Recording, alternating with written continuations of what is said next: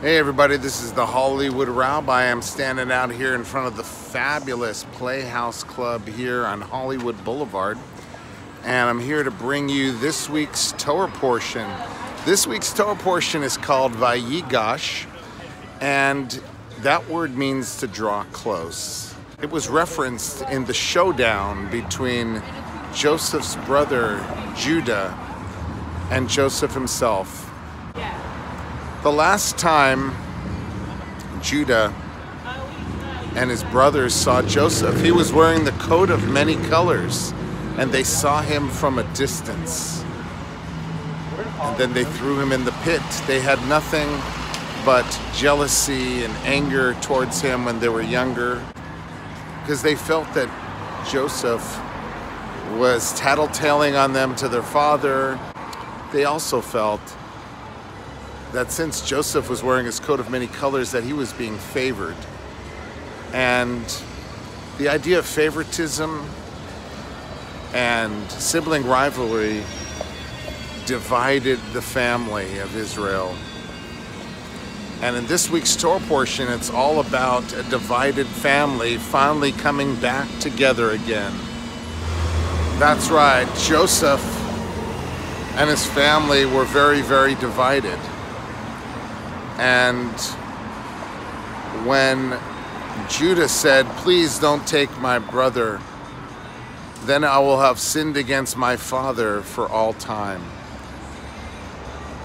He said, "Let me become your servant." All the brothers volunteered to become servants, and he noticed that they had changed a great deal from that time 22 years ago when they decided to sell him as a slave, and brought all that sadness and alienation upon Joseph.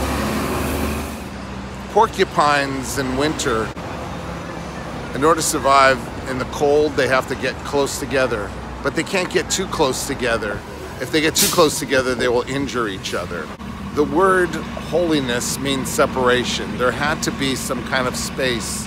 Can't be too close and can't be too far away. But finally, when Judah was able to come close and see his brother for the first time in 22 years after his brother revealed himself, he said, "I am Joseph. I am your brother that you have sold into slavery all those years ago."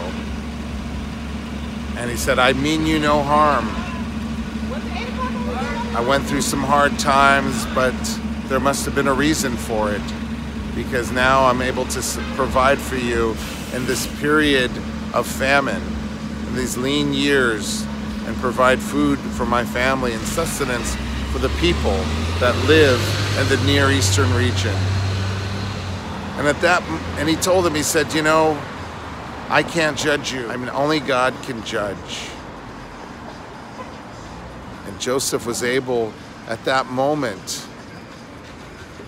to create a template for reconciliation for anybody who's feeling abandoned by their families, anybody who's feeling isolated.